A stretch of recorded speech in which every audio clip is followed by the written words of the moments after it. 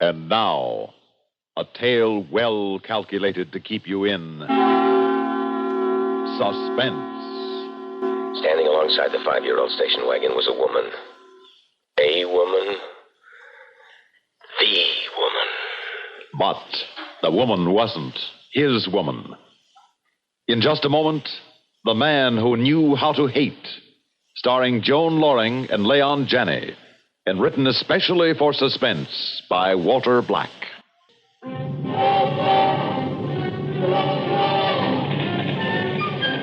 let's see where the Yankees lost again. The Yankees, they lost again. That's 3 in a row. Oh. Now, you take the Tigers for a change. They got a well-rounded ball club. Tigers, Yankees, a stupid slub. Baseball's probably his whole life. And what's mine? Hate. Well, why not? It's a good, honest emotion. You can feed on it, live off it. And you never get enough. Better than love. It dries up. So does lust. Lust ought to rhyme with grace. And hate ought to rhyme with Albert. Miserable, penny-pinching, mousy Albert. First time I saw him, we were on the 509 to High Lawn. I was sitting next to him, and he was marking down things in a little 10-cent store note. Totaling up your racetrack winnings? Huh? Oh, you mean this? Oh, no. I was just marking down my daily expenses. That way I keep track, you see. Sounds like fun. Oh, you'd be surprised how one's expenses can mount up if they're not constantly checked. Lunch, for instance. Unless I keep it down to 90 or 95 cents, my daily expenses can go over $3 or $3.50. That much? Huh? Oh, easily, yes. I'm Albert Larrabee. Pete Friendly. Hi, Lord, next stop. Here we are. Well, that's my station. Excuse me, Mr. Friendly. Relax, it's mine, too. Oh, I didn't realize we were neighbors, so to speak. What a creep. I made a mental note to avoid him in the future, but I tore it up when I saw who was waiting for him. He made a beeline for a 5-year-old station wagon. Standing alongside it was a woman.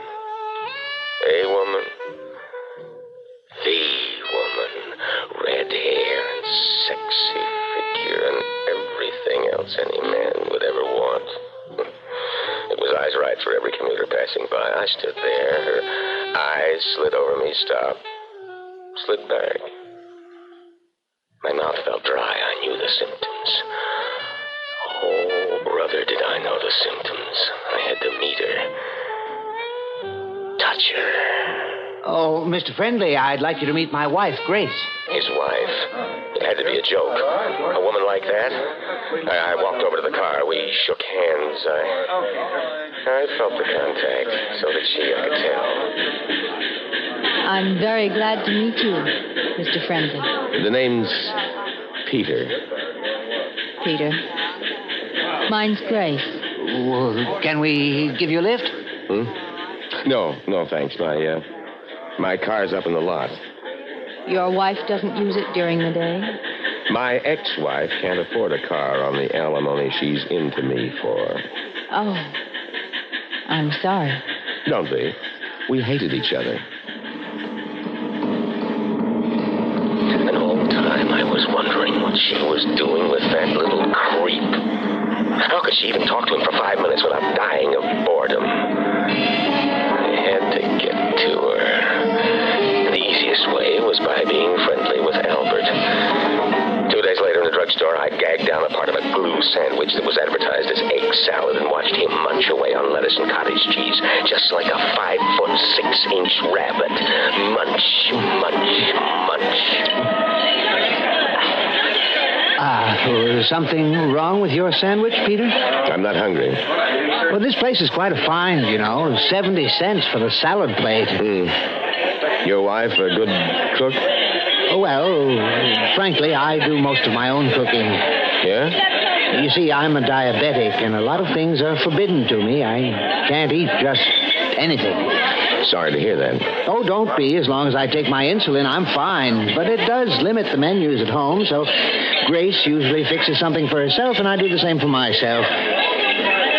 She's the intellectual type, you know. She paints and takes evening classes at the library.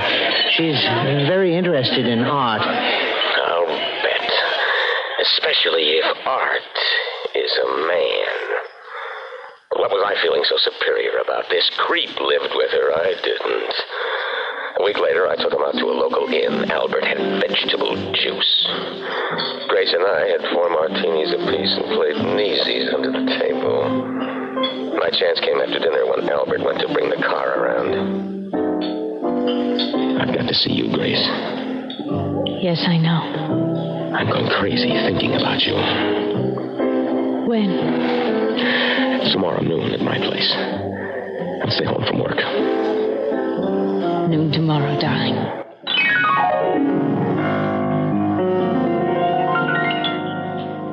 Noon, my place. It took the hands on my mantel clock an hour to travel from 11:55 to 12. Up to then, waiting and anticipating was almost fun. From 12 on, though, it was murder. 12:05. 12:07. Something had happened. 12:12. She wasn't going to show. The creep had stayed home, maybe. Maybe she hadn't meant it last night. Maybe she'd forgotten. Maybe she had another sucker on the string. Maybe...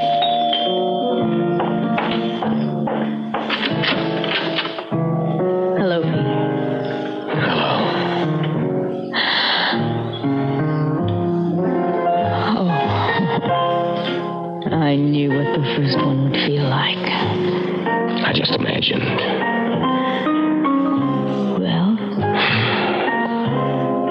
Truth is greater than fiction.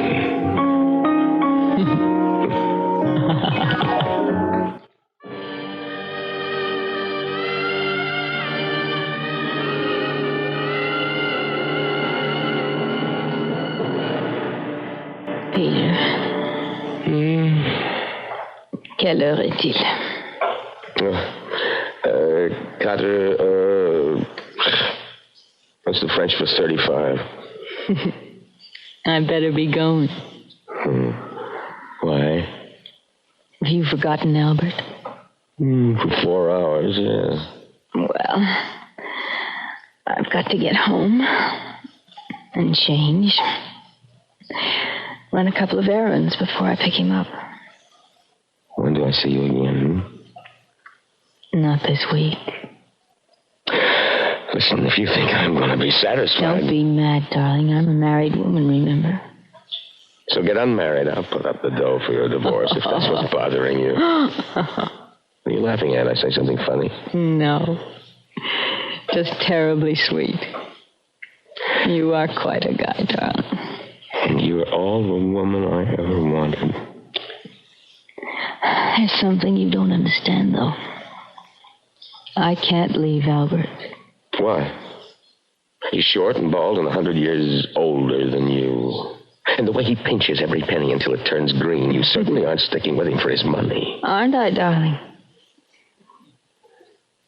Peter, every week for 21 years, Albert has taken exactly 10% of his salary check, right down to the exact penny, and invested it in the stock market.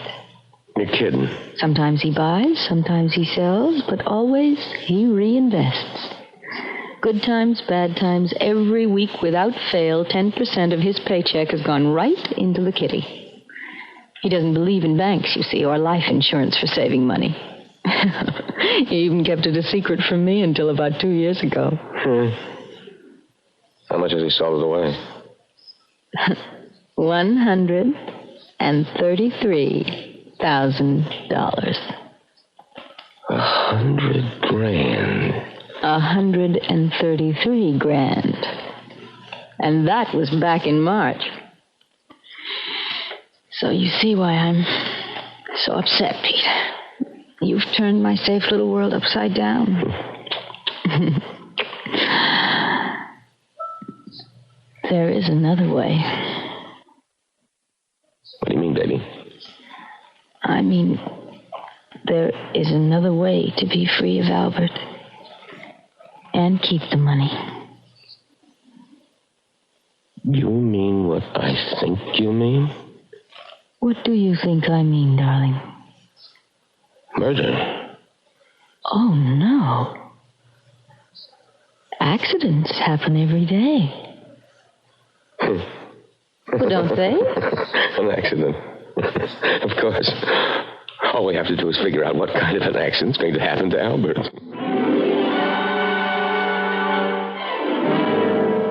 Sure, I went for it. I had to have her, and the dough only made it more urgent. So don't go moral on me. A week went by. The longest I ever suffered through, and then she called. We made a date in Midtown New York at a French restaurant where they never heard of cottage cheese or egg salad sandwiches. You're staring at me, Peter. Do you realize how long it's been? 8 days, less 30 minutes. Well, maybe you can stand it, but I can't. You'll have to, darling. From now on, we're just casual acquaintances. You're crazy. No, you are if you think I'm going to jeopardize our chances. Oh, darling, don't pout. After the funeral, I'll move away to Florida, California. And in a couple of weeks, you can join me. You talk as if you were already dead. Why not? After tomorrow morning, he will be. Tomorrow? We haven't made any plans. Shh. We're not going to. The best murders are the simplest kind. Most people make their biggest mistake in doing too much planning, leaving too many loose ends, you know. No, I don't. I'm with a real estate firm, not with the mafia. Temper. Anyway, it's tomorrow. This coq au vin is delicious.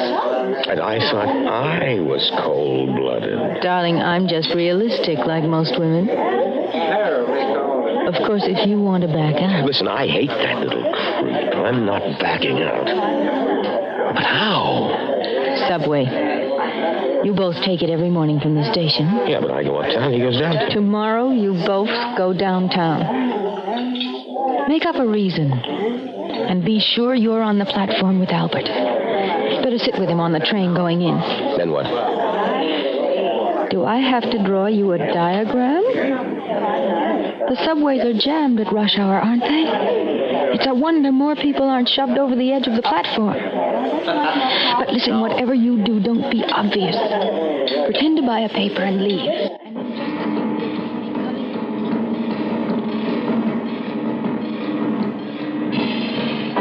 I don't think it's quite as crowded this morning as usual. How could it get more jammed? I can't even raise my hand to scratch my nose. You should cultivate the attitude of always looking on the bright side, Peter. You'd be surprised at the difference it can make in your daily living. Nickels and dimes do add up, huh? In a way, yes. Yeah, as my sainted mother used to say, a penny saved is a penny earned. That's what your mother said? Oh, yes, many times. Of course, it wasn't original with her. Oh, wasn't it? No, if I remember correctly, it was Benjamin No. Hold the fort, Albert. I forgot to get a paper. Excuse me, please. Coming through. I let 4 or 5 rows of people get between me and the creep, and then I stopped and looked back. He was right at the edge of the platform reading his paper, the stock market quotations, no doubt. He wasn't paying any attention to anyone around him. I started inching my way back. Grace was right. It was going to be a lead pipe cinch. I was maybe 4 feet behind him when I heard the train barreling down the tunnel. I pushed forward like everybody else, and there were the train's headlights. It was now. Hey! Watch out!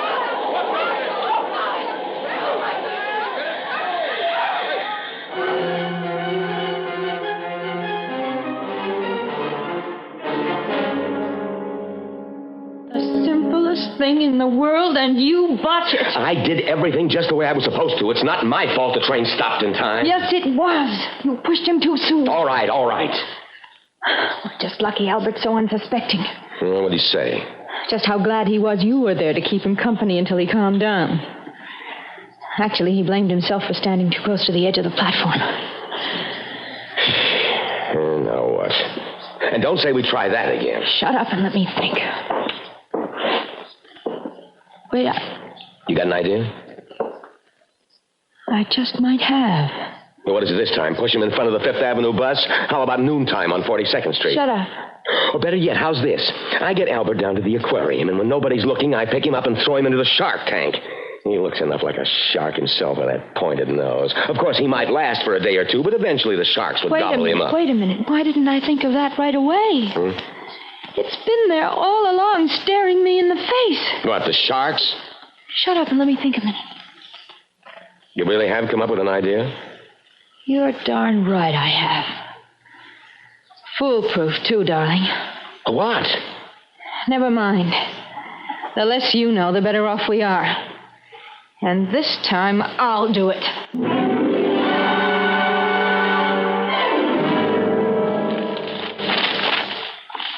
Oh, by the way, Grace, dear, I spoke to Mr. Thatcher today.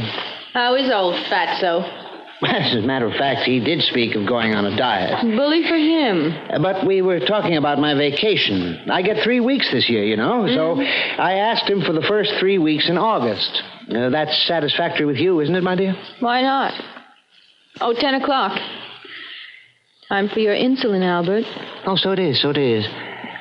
Oh, could I impose on you, my dear? I'm rather tired. Of course. You just sit and relax. Thank you, dear. Oh, by the way, shall we go to that same hotel again? It was most restful. Doesn't matter.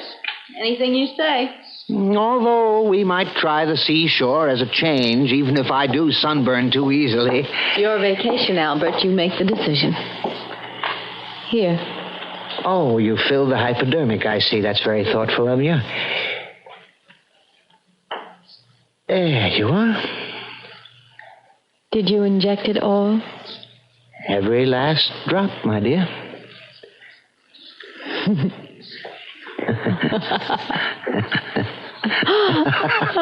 I was just thinking of something amusing. What an odd coincidence, so was I.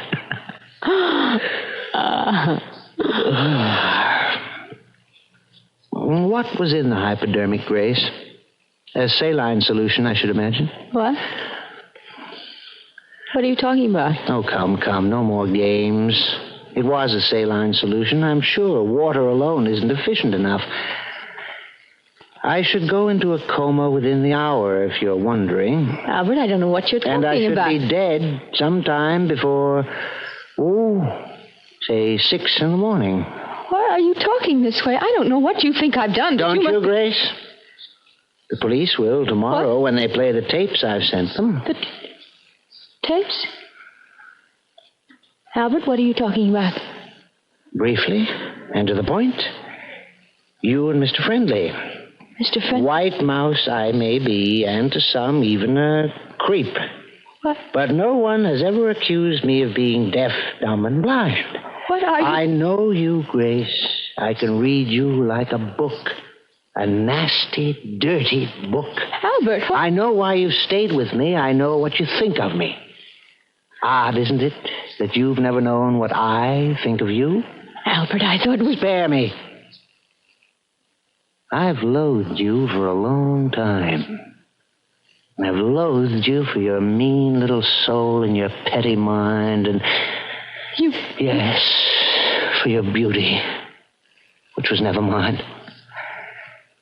And I think I've loathed you most of all because I still loved you.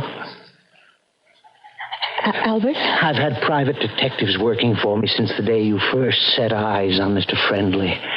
They're the ones who, what's the expression? Bugged his apartment. Oh, very interesting listening, Grace. Of course, I must admit the subway was a surprise, and so messy, too. I knew you'd revert to this. Oh, Albert. You're even attractive when you cry. Oh, one more surprise, my good wife. Had you possessed the patience to wait another 6 months, at the most a year, all that money would have been yours legally. What? My last little secret. You thought I'd been going to the doctor only for diabetes? Alas, no. Cancer. Dread word, isn't it? We discovered it 2 years ago. Oh. No, I haven't suffered any pain yet. I'm told that comes only in the final stages. Oh, that's what I couldn't face. Oh. So, thank you very much for your assistance. Albert, couldn't we just once more try to... No, we couldn't. Now, would you leave me alone? The condemned man is supposed to get his last wish, and mine is really quite simple. I don't want to look at you again. Never.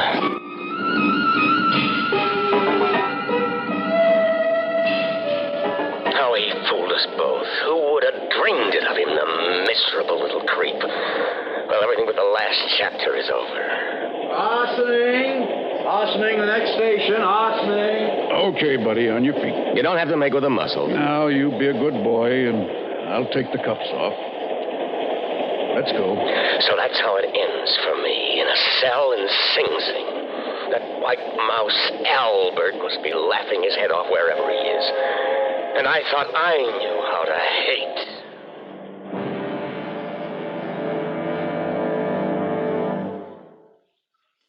Suspense.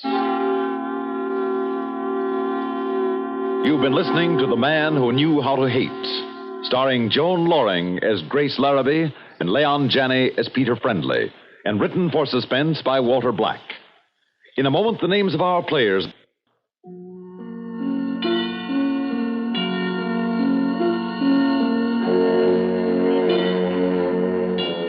Suspense is produced and directed by Bruno Zerato Jr., music supervision by Ethel Huber, and featured in tonight's story was Bob Dryden as Albert Larrabee. Also heard in our cast were Bill Smith and Barbara Cassar. Listen again next week. Another tale well calculated to keep you in suspense on the CBS Radio Network.